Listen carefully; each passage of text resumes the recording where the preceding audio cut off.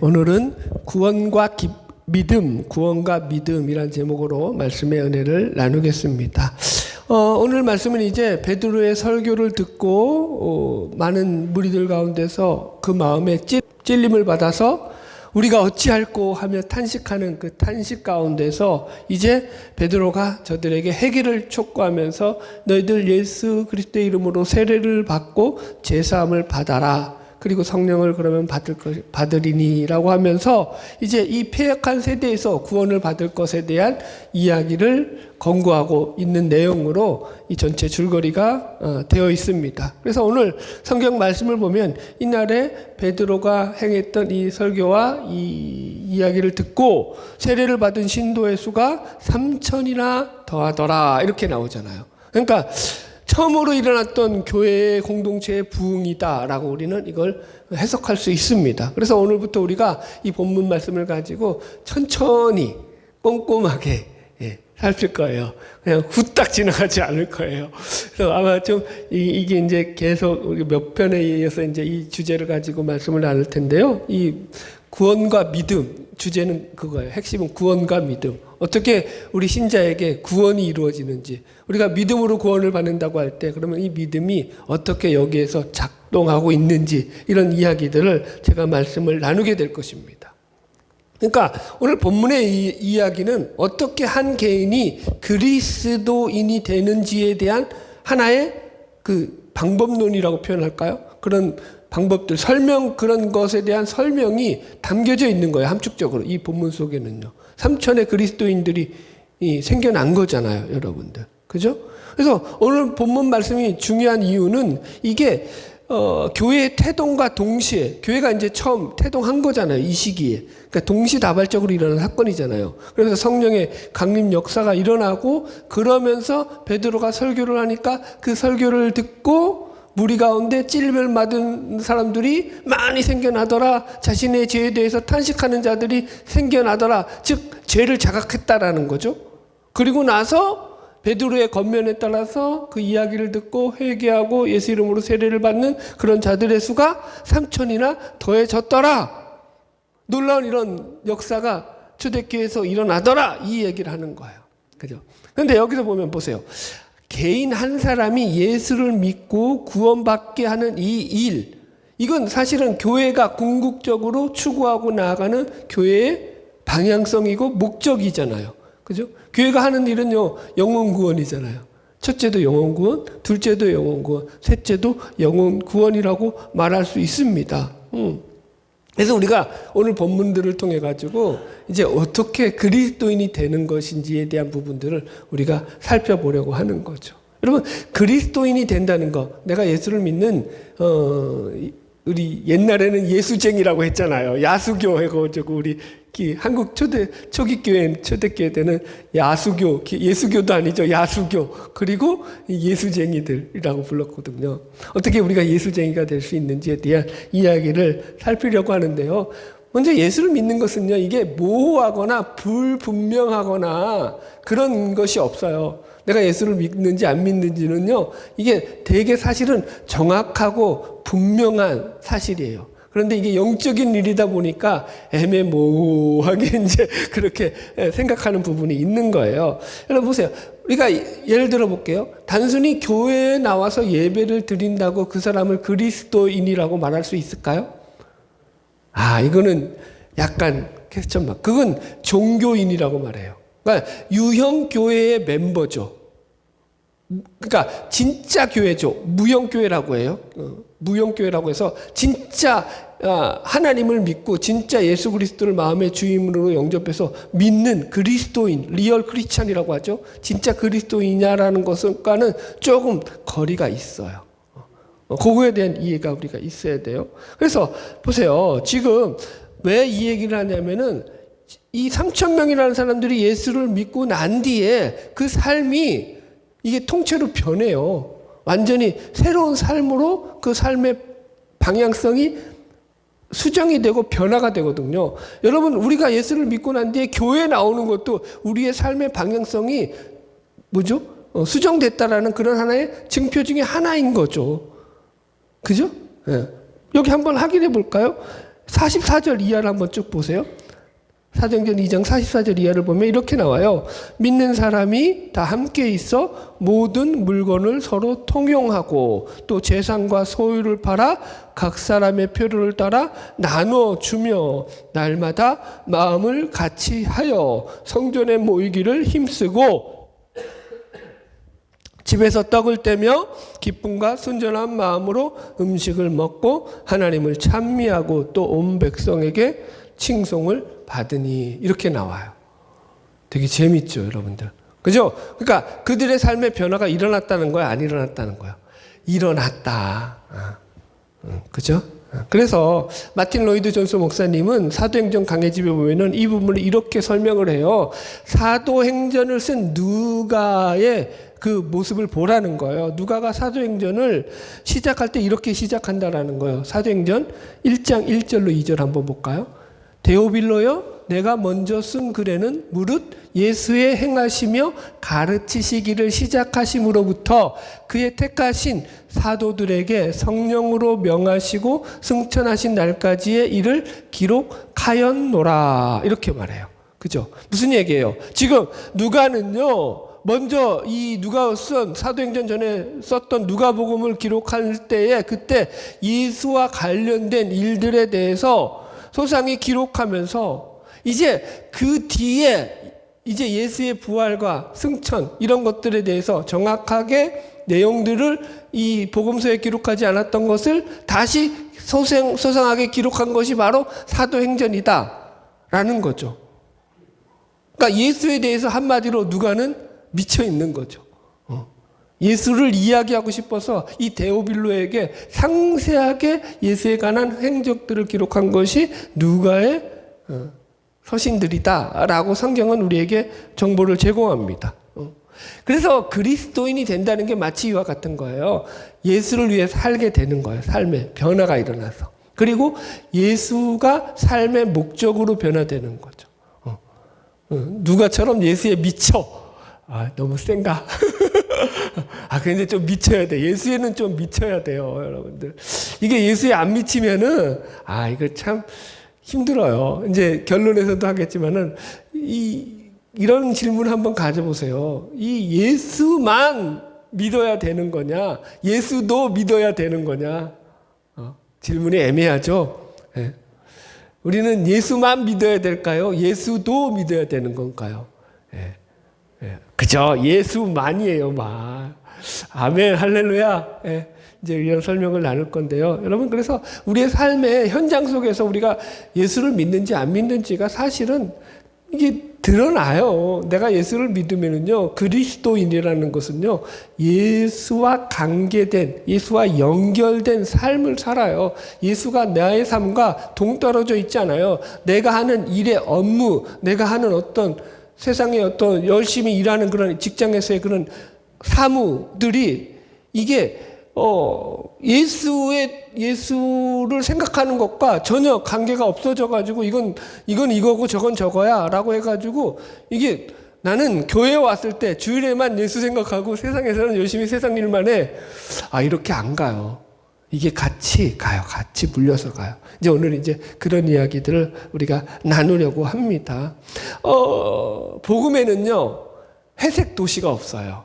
우리 친절하게 코멘트까지 딱 넣어주셨어요. 복음에 1-2 회색 도시란 없다. C.S. 루이스의 그 천국과 지옥의 이혼이라는 책에 보면은요, 이 지옥을 묘사하고 있는 회색 도시라는 곳이 나오잖아요. 거기에 보면은 사람들이, 이 회색 도시에 사는 사람들이 다 어떤 자들이냐면은 자기 자신들이 이루고자 하는 그런 자신들의 열정과 욕망과 바램들로 가득 찬 세상을 회색 도시라고 표현하고 있어요. 그래서 어떤 사람은 남편을 성공시키려고 그죠? 뒷바라지 않은데 목숨을 건 여자가 나오고요. 그 자식도 마찬가지죠. 자식을 갖다가 위하는 그런 부모의 모습도 나오고요. 또 사업에 성공하고 싶은 그런 사람의 욕망도 나오고요. 또 종교인으로서는 이제 저 같은 목사죠. 주교 같은 인물들은 어떻게 하든지 하나의 새로운 어떤 논문, 새로운 어떤 사설 그런 것들을 이 사람들한테 이야기함으로 야, 그 사람 실력 있다 이런 소리 들으려고 거기에 빠져서 사는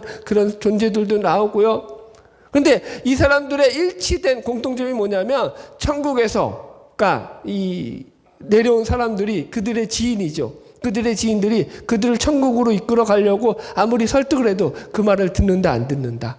안 듣는다. 여러분, 신앙에는요 회색 도시가 없어요. 예수도 믿고 세상에서도 잘 살고 그럼 나도 좋죠. 저도 좋은데 그게 신앙에서 되게 애매모호하다. 그건 신앙이 아니다. 이런 이야기를 먼저 전반에 드리고 오늘 말씀을 들어가려고 합니다. 자, 1-3이 아마 예수의 필요성일 거예요. 여러분 보세요. 이 복음과 예수의 필요성에 대해서 우리가 잠깐 다룰 때 예수가 나의 성공을 위해서, 나의 출세를 위해서, 나의 안녕과 번영을 위해서 필요한 분이라고 느낀다면 그 사람은 아직 그리스도인이 아닌 거예요. 예수의 필요성은 그분만이 나의 절망, 나의 죽음, 나의 한계, 나의 죄인됨에 대한 유일한 해답이요, 생명이요, 길이 되기 때문이다 라고 믿는 거예요. 예수만이 나를 죄악에서 구원해 줄 수 있는 유일한 나의 구원자가 되시기 때문에 그분을 필요로 하는 것이거든요. 이게 조금 달라요, 여러분. 그거 아닌가요? 앞가지가 뭐가 다른가요? 똑같이 예수를 필요하는 것 같지만 앞에서는 예수를 나의 어떤 목적을 이루기 위한 수단으로 예수를 이용하는 거예요. 예수를 나의 성공을 위한 수단, 나의 삶에서 나의 번영을 위한 방법으로 예수를 이용하는 거죠. 그건 예수를 믿는 게 아니라는 거예요. 예수는요, 나의 삶의 목적이 되시는 분이라는 거죠. 그래서 내가 살아가는 모든 나의 삶의 길이 되고 생명이 되고 목적이 되는 분으로서 그분을 믿을 때에야만 그 사람을 그리스도인이다라고 말할 수 있는 거예요, 여러분들. 그래서 이제 오늘 말씀이 그런 내용들을 우리가 다룰 거예요. 그래서 첫 번째 주제로서 제가 이제 서론으로 여러분들에게 예수를 어떻게 믿어야 되고 그리스도인이 된다는 것이 어떤 것인지에 대한 어떤 분명한 그런 선들을 한번 나누고 말씀을 들어가려고 해요. 자, 이제 본문을 들어갈 텐데요. 첫 번째 주제가 하나님의 선제 은총이에요. 사도행전 2장 37절 말씀을 읽으면서 말씀을 들어가 봅시다. 같이 읽을까요? 시작. 저희가 이 말을 듣고 마음에 찔려 베드로와 다른 사도들에게 물어 가로되 형제들아 우리가 어찌할꼬 하거늘. 지금 베드로의 설교를 들은 사람들 중에서 그 마음에 찔림을 받아서 사도들에게 물었다는 거예요. 형제들아 우리가 어찌할꼬라고. 첫 번째가 이 단어가 나오죠. 말을 듣고서 마음에 찔렸다. 마음에 찔렸다. 그런데 이게 사도행전 7장에 가면은 스데반의 설교 가운데서도 스데반의 설교를 들은 사람들이 반응하는 것이 이와 똑같이 나와요. 사도행전 7장 54절. 같이 봅시다. 시작. 그들이 이 말을 듣고 마음에 찔려 그를 향하여 이를 갈거든. 보세요. 두 쪽 다 설교를 들은 뒤에 어떻게 마음에 찔림을 받았는데 한쪽에서는 뭐가 일어났죠? 회개가 일어났어요. 그런데 다른 한쪽에서는 이를 갈았다라고 표현하고 있어요. 찔린 마음을 가지고 증오와 그죠? 미움으로 나아갔다라는 거예요. 그래서 나중에 돌로 스데반을 쳐 죽이잖아요. 왜 그러냐라고 물어야죠. 그러면은 두 설교의 차이가 있었기 때문이냐? 왜 이런 차이가 발생했느냐라고 우리는 물어야 되는 거죠. 이게 설교자의 능력 때문이 아니라는 거예요.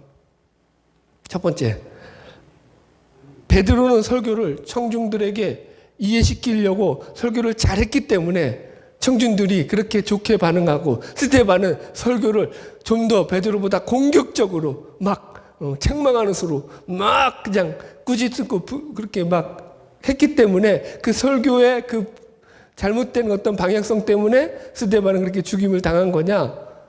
아니라는 거죠. 그런 부분이 아니에요.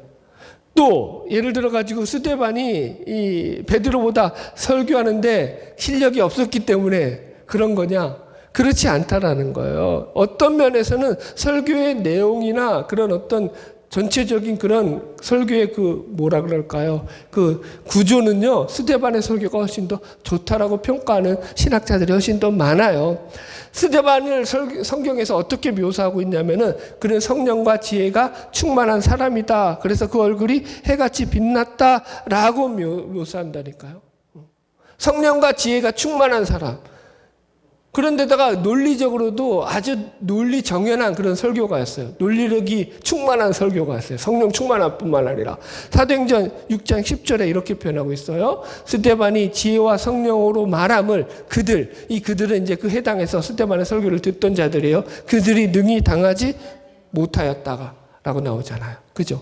그러니까 스데반은요, 누구보다도 논리적으로 그 사람의 말을 반박하지 못할 만큼 설교를 잘했던 사람이라는 거예요. 그런데도 그를 돌로 쳐 죽였다라는 것. 그렇다라는 것은 말씀을 듣는 것만으로도 안 되고 마음의 찔림의 문제만으로도 안 된다라는 거예요. 여러분들. 2-3 넘기셔도 돼요.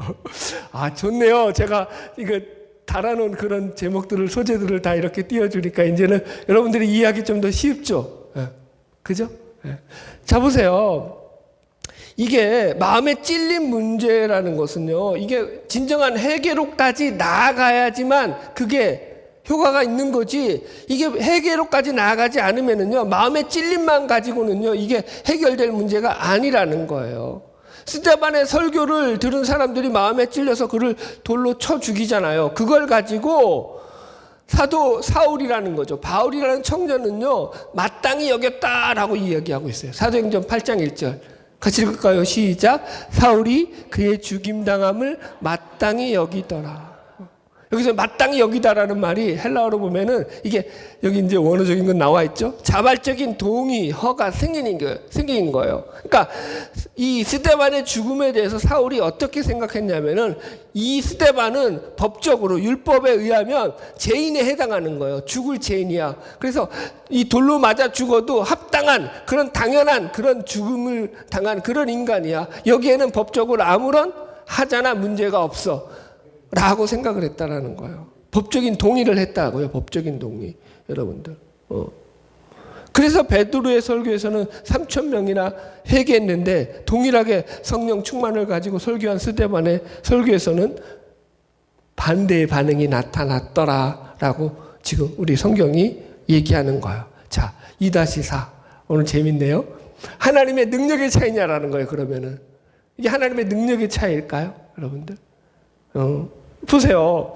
베드로의 설교 때는 하나님께서 회개할 마음들을 사람들의 마음 가운데 훅 집어넣어 주니까 그 사람들이 마음에 찔림을 받고 회개하는 역사가 일어났는데, 스데반의 설교할 때는 하나님이 그 마음을 하나도 안 집어넣어 줬어. 사람들 마음 가운데. 그렇기 때문에 그들이 회개가 일어나지 않은 거다. 여러분, 이게 좀 억지 해석 같잖아요. 그런데 이렇게 해석하는 쪽이 있죠. 장로교 쪽이죠. 장로교는 이렇게 해석을 합니다. 이게 하나님께서 그들에게 돌이킬 마음을 주시지 않았기 때문이다. 예정론이죠. 한마디로 장로교에. 그래서 구원이라는 것은 내가 회개하여 구원을 받아내는 것이 아니라 하나님께서 선물로 주셔야 된다라는 것을 보여주는 것이다 라고 이야기를 해요. 여러분, 그런데 문제는 이 우리나라의 강해 설교의 대가들은요, 거의가 다 장로교 목사님들 쪽이에요. 그래서 이 본문을 가지고 장로교 목사님들이다 보니까 다 그런 식으로 해석을 하고 계셔요. 물론 그게 틀렸다 이거 얘기하려는 거 아니에요, 여러분들. 맞는 말이지만 여기에는 약간의 오해가 있다라는 거죠. 어떤 오해냐면은, 정확히 말하자면 하나님이 그들에게 은혜를 안 주신 것이 아니라 하나님의 은혜는 보편적으로 늘 인간들을 향해서 펼쳐져 있다라는 거예요. 지구의 햇빛이, 그죠? 누구는 비춰주고 누구는 안 비춰주나요? 같이 길을 걸어가는데 저 인간은 미운 인간이고 이 인간 하나님이 좋아하는 인간이라서 같이 길을 걸어가는데 하나님이 해를 딱 나눠가지고 반쪽만 그저 해를 비치고 이 어둠의 자식이야 너는 하면서 그쪽으로는 비를 내리시던가요? 그렇게 안 하신단 말이에요. 누구에게나 해를 주신단 말이에요. 이게 일반 은총이거든요. 장로교에서 말하는. 그래서 여러분들, 문제는 그 하나님의 은혜가 부족했기 때문이 아니라 은혜를 받는 자들의 태도요, 자세요, 모습의 문제라는 거예요. 마음의 문제라는 거죠. 그래서 여기서 우리 감리교에서는 이 하나님의 선제 은총이라는 교리가 나오게 되는 거거든요. 선제 은총의 정의를 잠깐만 해드릴게요. 이게 이제 어쨌든 교리적인 것도 여러분들 좀 아셔야 돼요. 선제 은총은 이미 앞서 오신 은혜, 은총이라는 것으로서 죄인들이 회심과 구원에 이르도록 마음을 깨닫게 하고 준비시키는 하나님의 은혜를 말한다. 선제 은총. 그런데 장로교에서 말하는 일반 은총과의 차이가 뭐냐면은, 일반 은총은 아까도 얘기했지만은 믿지 않건 믿건 모든 자에게 부어주시는 그런 하나님의 은혜예요. 보편적인 은혜라면, 선제 은총은 구원을 위해서만 선행적으로 행하시는 하나님의 은총이에요.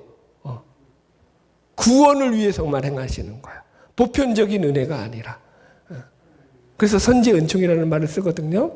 선행 은총이라고도 말하는데, 이게 그러면 행자가 마음에 안 들어서 보통 선제, 미리 우리에게 앞서서 주어지시는 은혜다라고 해서 선제 은총이라고 표현해요.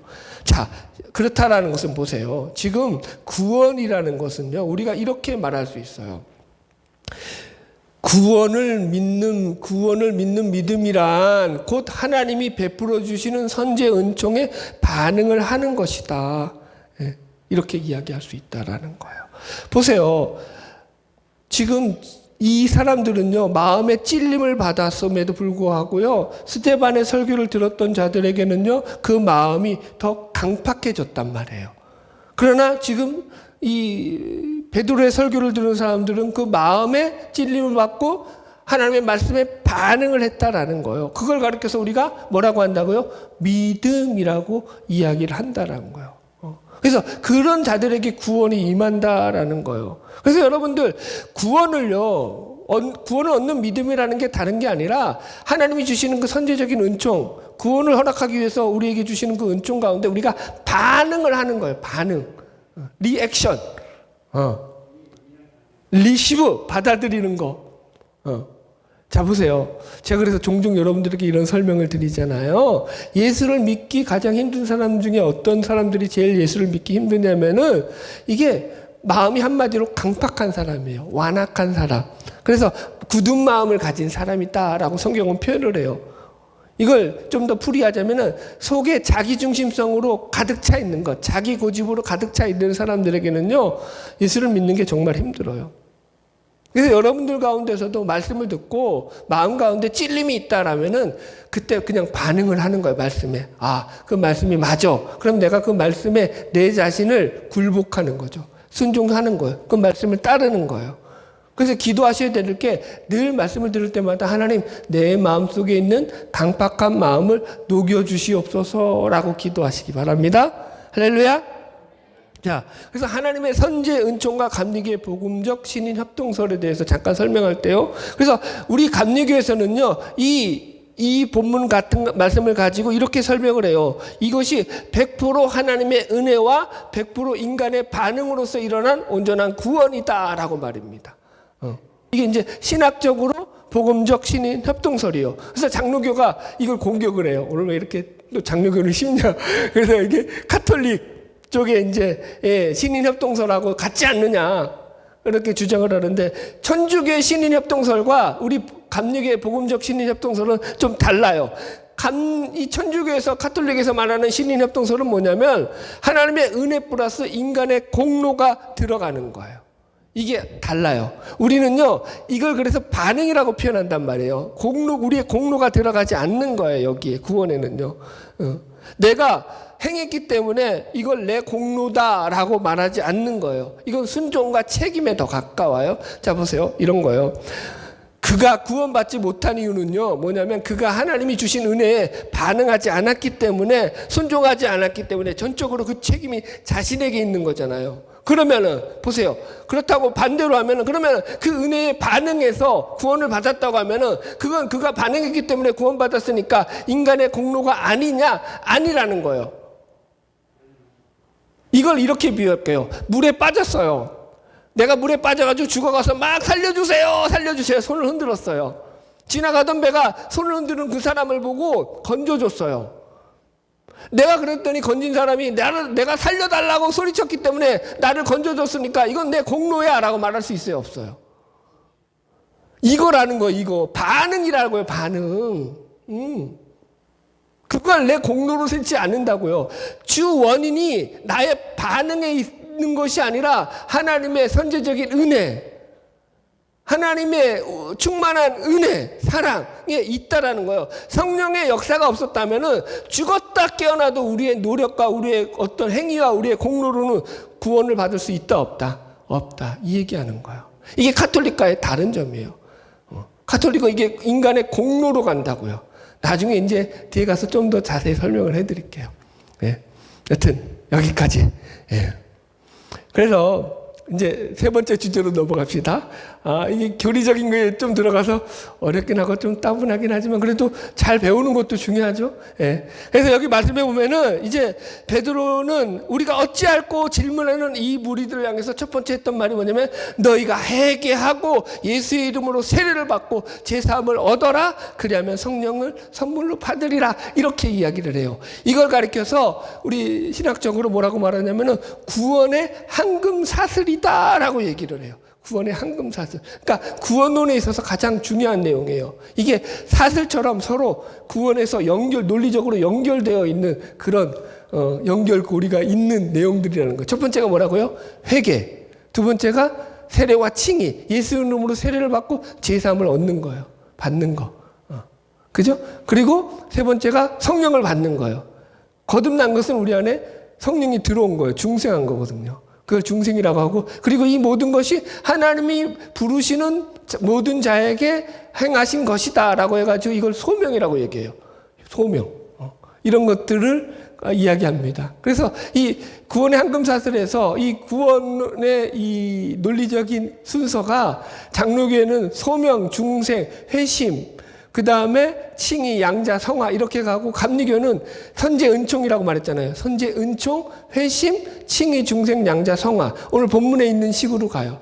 차이점은 뭐냐면은 이 장로교 쪽에서는 아니 중생하지 않았는데 어떻게 회심할 수 있느냐 라는 거예요. 우리는 아니다.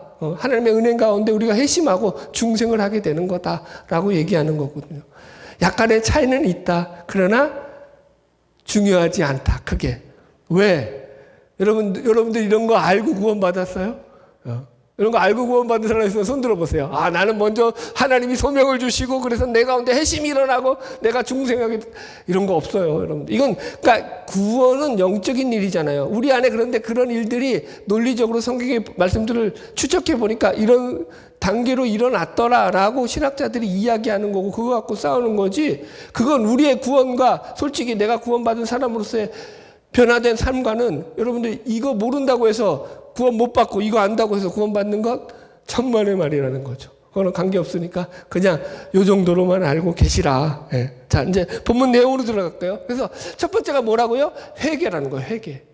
회개하라라는 거예요. 그래서 회개의 정의를 우리가 좀 이해해야 되는데요. 회개가 뭐냐라는 것은 뭐냐면은 이게 헬라어로 메타노이아예요. 메타노이아가 뭐냐면 메타, 뭐뭐 후에 플러스 누스, 마음의 합성어예요. 그러니까 마음이 돌이킨 마음이에요. 돌아선 마음이 이게 메타노이아, 회개라는 뜻이에요. 그래서 그 마음을 죄로부터 돌이켜서 하나님께로 향하는 것.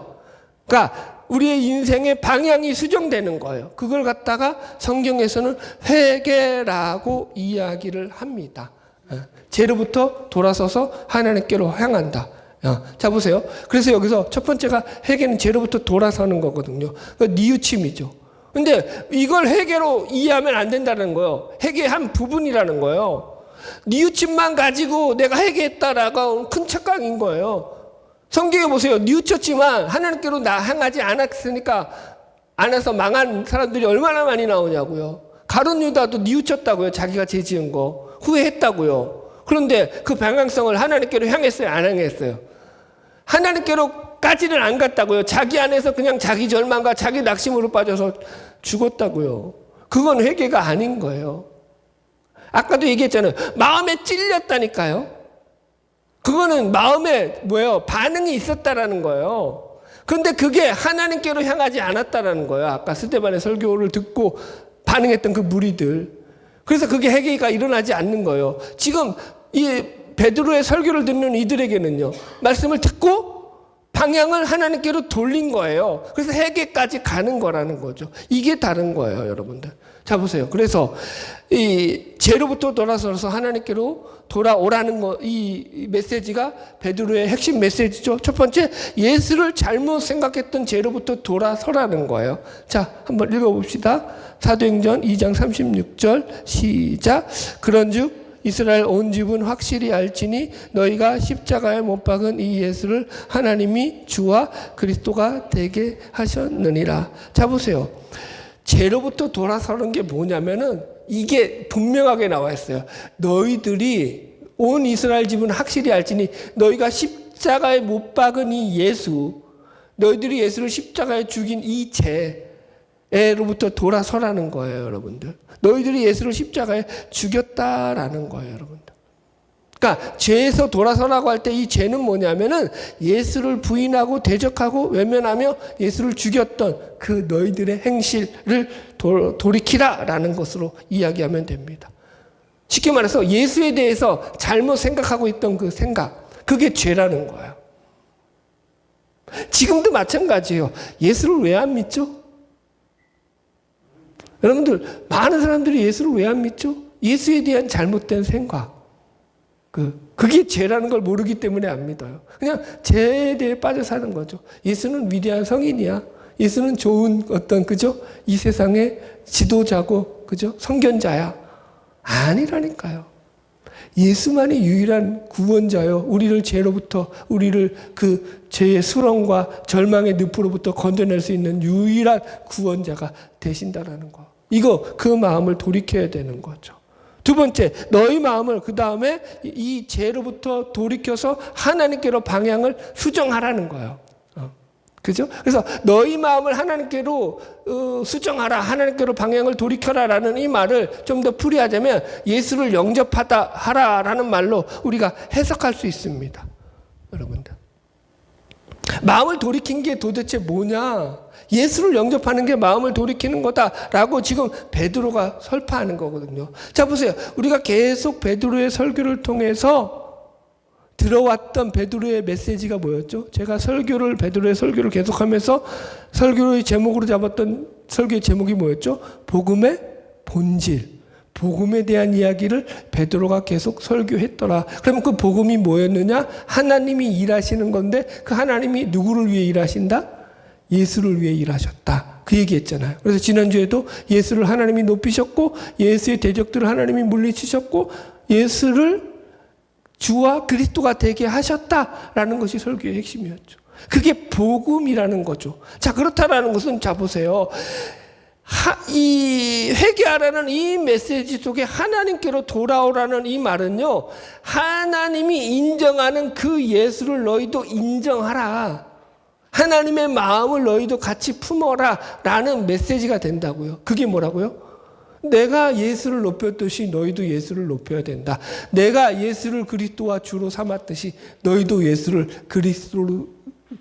그리스도와 주로 삼아야 된다. 그것이 바로 너희들이 내게로 돌아오는 거다. 구약에서도 계속 선지자들이 했던 설교 중에 핵심이 뭐죠? 여호와께 돌아와라. 여호와께 돌아오라. 그죠? 하나님께로 돌아오라는 메시지거든요. 똑같아요. 신약에도 또 하나님께 돌아오라는 건데 그 하나님께 돌아오는 게 도대체 뭐냐라고 하면은 예수를 영접하고 사는 거야. 그래서 자 보세요. 이걸 이제 믿음과 연결해서 우리가 구원과 믿음이라는 주제를 다루고 있으니까 믿음과 연결해서 해석을 해야죠. 회개와 믿음은요, 공통점이 죄에 대한 자각이 같다라는 거예요. 그럼에도 불구하고 이 둘의 차이점은요, 회개는요, 이 관점이 하나님께로 향하는 방향성에 맞춰져 있어요. 그렇다면은 믿음은 그게 뭐냐면은 이 예수를 나의 구주로 영접하는 수용성. 그래서 이걸 믿음은 경향성이고 성향이야, 성향 이런 거예요. 내가 예수를 내 마음속에 잘 영접하고 리시브 받아들이고 수용하는 거. 그런 성향성을 말하는 것이라면 회개는 뭐라고요? 방향성이에요, 방향성. 아, 오늘 설교 어렵다.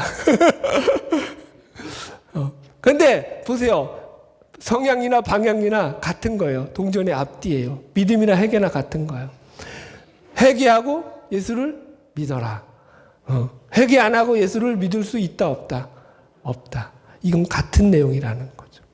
그러니까 내 안에 예수를 주와 그리스도로 받아들이고 수용했으면 반드시 그것이 하나님께로 내 삶의 방향이 그 하나님이 목적하신 대로 흘러가야 된다라는 거예요. 자, 결론과 적용입니다.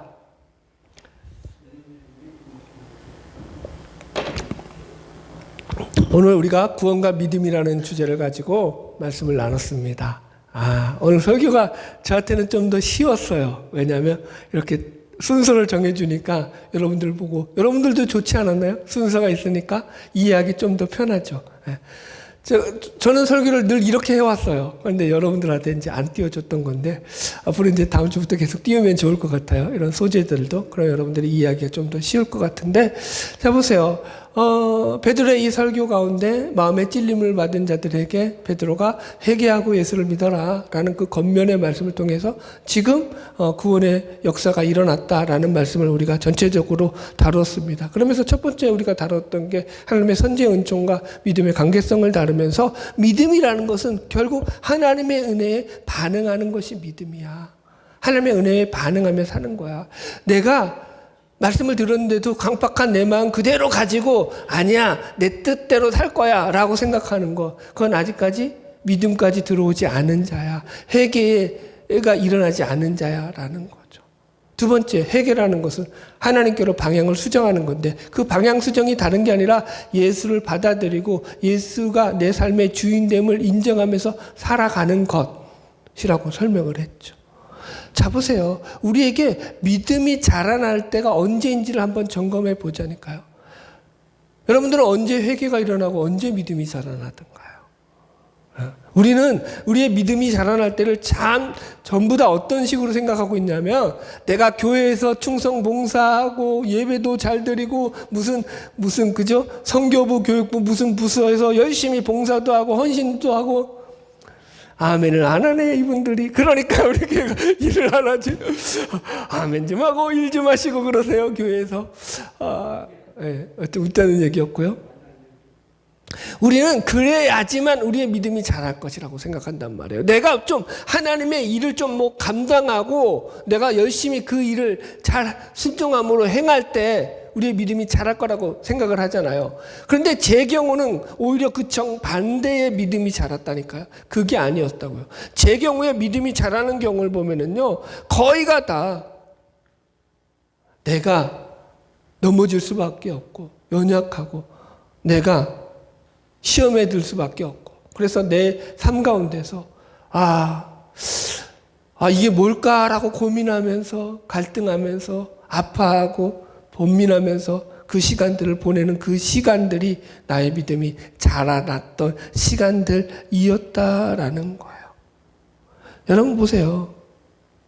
제가 목회를 30년 가까이 하고 늘 말씀 속에서 살아간다라고 이야기하면서도 여전히 제 안에는요, 제가 성공하고 싶고 제가 잘 되고 싶고 제 자식들이 잘 되게 하고 싶고 이 세상적인 어떤 쾌락들과 욕망들이요, 아직도 제 안에는요 그득히 남아있다는 걸 늘 확인한다니까요. 여러분들 주님께로 그러면서도 날마다 한 걸음 한 걸음 나아가려고 애를 쓰잖아요. 그런데도 안 된다니까요. 여전히 세상이 좋아요.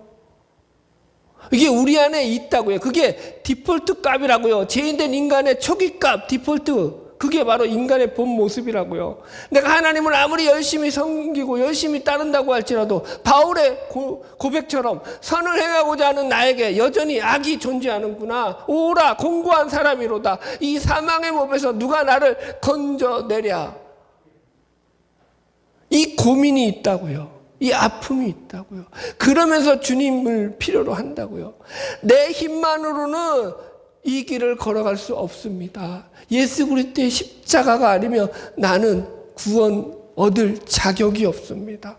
나는 주님 앞에 설 수 없습니다. 이 고백이 나오는 거죠. 그래서 다시 회개하고 예수 십자가를 붙들고 이 길을 걸어가더라는 거죠. 이게 바로 회개라는 거예요.